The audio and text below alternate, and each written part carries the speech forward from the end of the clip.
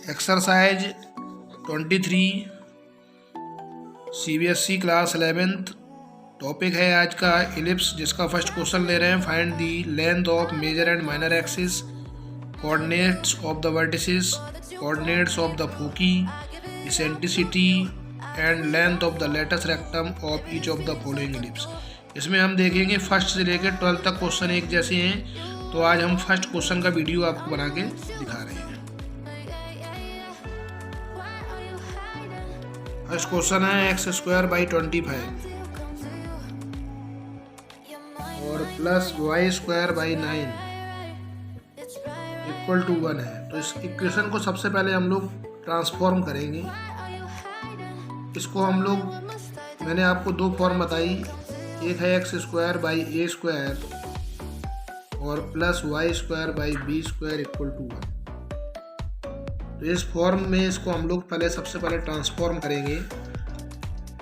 तो इस फॉर्म में जब ट्रांसफॉर्म करेंगे तो a² है, a² को लिखेंगे 5 का स्क्वायर, क्योंकि 25 है, और y²/9 है, 9 को लिखेंगे हम लोग 3 का स्क्वायर। अब ये चेंज होके आ चुकी है, चाहो तो उसको आप इक्वेशन फर्स्ट मान सकते हो। अब हमें क्वेश्चन में बहुत सारी चीज़ें निकालनी थी। पहले निकालना था length of major axis. First part की बात कर रहे हैं तो लेंथ ऑफ मेजर एक्सिस निकालना है। मेजर एक्सिस की लेंथ निकालेंगे। तो मेजर एक्सिस की लेंथ निकालेंगे जब, तो मेजर एक्सिस की लेंथ होती है 2b। तो यहाँ पे हम देख सकते हैं a की वैल्यू हमारे पास a की जगह पे 5 चल रहा है, b की जगह पे 3 चल रहा है, तो a की वैल्यू हमारे पास 5 हो गई, लिख सकते हैं यहाँ पे, और b की वैल्यू हो गई 3।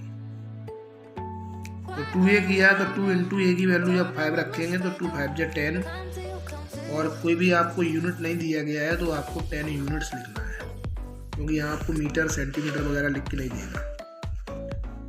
अब इसी का एक पार्ट और कह रहा था, लेंथ ऑफ हमें माइनर एक्सिस निकालनी है। लेंथ ऑफ माइनर एक्सिस जो बनेगी,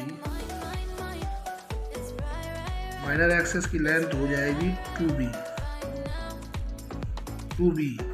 तो 2 इंटू बी की जगह रखो 3, तो 2 ये कितना हो गया 6 यूनिट्स। उसके बाद आ जाइए सेकंड नंबर पार्ट पे। सेकंड नंबर में हमसे पूछ रहा था कोऑर्डिनेट्स ऑफ द वर्टिसेस पूछ रहा है। तो कोऑर्डिनेट्स ऑफ द वर्टिसेस निकालने हैं। कोऑर्डिनेट्स ऑफ वर्टिसेस, तो याद रखने हैं कि वर्टिसेस के कोऑर्डिनेट 2 होते हैं। कौन कौन से होते हैं? एक तो याद रखना है कि -a0 होता है और एक होता है a0। a में ही चलना है आपको। तो इस हिसाब से कोऑर्डिनेट हो गए आपके -50, क्योंकि a की वैल्यू आपके पास 5 है, और 50। उसके बाद थर्ड पार्ट में पूछ रहा है हमसे कोऑर्डिनेट्स ऑफ द फोकी। तो थर्ड पार्ट पे पहुंचे और कोऑर्डिनेट ऑफ फोकी पूछ रहा है। कोऑर्डिनेट्स ऑफ फोकी, तो फोकी के कोऑर्डिनेट हमारे पास क्या होते हैं? फोकी के कोऑर्डिनेट हमने अभी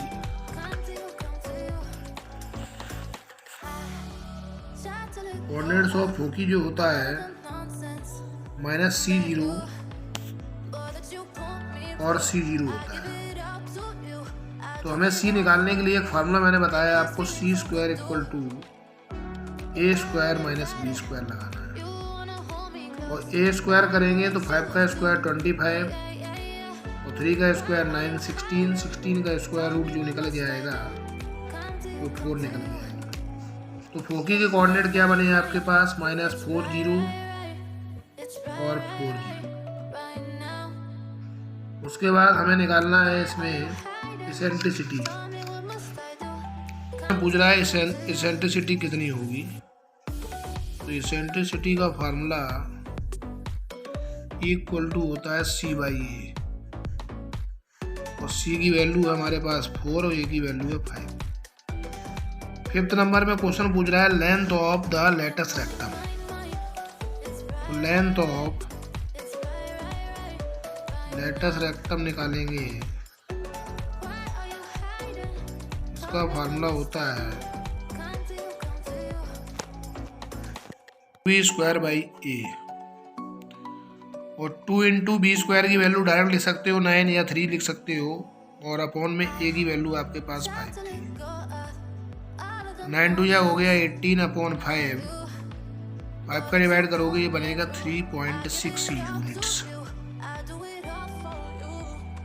Close till I get up. Time is barely on our side.